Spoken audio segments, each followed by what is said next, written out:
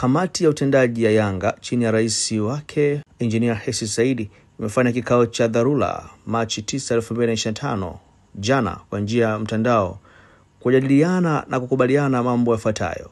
Kwanza, uongozi wa Yanga umetoa pole kwa wanachama, mashabiki, wapenzi na wadau wa mchezo wa mpira wa miguu waliosafiri kutoka sehemu mbalimbali duniani na kushindwa kushuhudia mechi dhidi ya klabu ya Simba iliyokuwa ifanyike tarehe 8 mwezi huu mwaka 2025 katika uwanja wa Benjamin Mkapa. Klabu ya Yanga ilifanya maandalizi yote ya mchezo kama inavyoelekezwa kwenye kanuni, ikiwemo kushiriki kwenye kikao cha maandalizi ya mechi kilichofanyika tarehe 7 Machi 2025 saa 8 mchana jijini Dar es Salaam. Kwenye kikao hicho ambacho kilihudhuriwa na klabu ya Yanga na Simba, wasimamizi wa mchezo ikiwemo mratibu wa mchezo, afisa usalama wa mchezo, mtathmini waamuzi, kamishna wa mchezo na watendaji wa bodi ya ligi.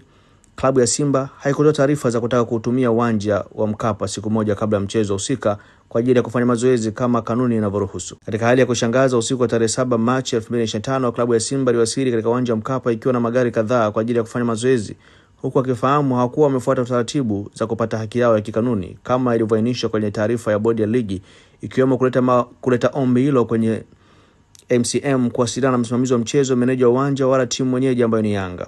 Mamlaka ya uwanja ilikataa kuwaruhusu kuingia ndani ya uwanja kwa sababu hakukuwa na taarifa wala maandalizi yote yaliyofanywa kwa ajili yao, na baada ya kuwepo kwa sitomfahamu hiyo, klabu ya Simba iliamua kuondoka uwanjani hapo.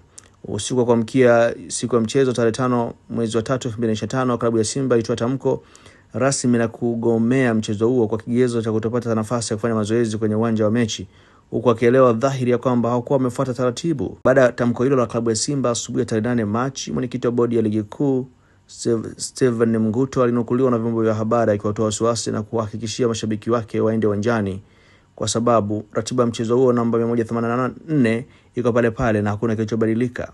Lakini licha tamko hilo la mwenyekiti wa bodi ya ligi, mchana wa siku hiyo tarehe 8 Machi, kamati ya uendeshaji ya ligi kuu ambayo mwenyekiti wake ni Steven Mguto ilitoa taarifa kuahirisha mechi namba 184 kinyume na taratibu na kanuni zinazoendesha ligi kuu. Kutokana na maelezo hayo, ufuatao ndio msimamo wa kamati ya utendaji wa Yanga. 1. Klabu ya Yanga kupewa haki yake ya ushindi kama ilivyoelezwa kwenye kanuni pindi timu moja inapogomea mechi. 2. Kamati ya utendaji ya Yanga imekubaliana kutoshiriki mchezo namba 184 dhidi ya Simba kwa tarehe yote itakayopangwa. Na 3. Kutokana na mfululizo wa uvunjifu wa kushindwa kusimamia kanuni za ligi kuu, klabu ya Yanga imekosa imani na kamati ya uendeshaji ya ligi kuu chini ya mwenyekiti wake Steven Mguto na katibu wa kamati hiyo Almasi Kasongo. Hivyo wameliomba shirikisho la mpira wa miguu TFF kuivunja kamati hiyo na kuteua viongozi wengine waadilifu na wenye nia njema kwa masuala mapana ya mpira wetu. Mwisho lakini sio kwa umuhimu, tunawaomba wanachama, wapenzi na mashabiki wa Yanga kote duniani kuendelea kuwa watulivu wakati uongozi ukiendelea taratibu za kuhakikisha sheria na taratibu za uendeshaji wa mpira wa miguu na harakati za kudai haki yetu zikiendelea. Mwisho wa kuinukuu taarifa hiyo ambayo imetolewa na kamati ya utendaji Yanga Afrika. Mimi ni Bakari Chijumba.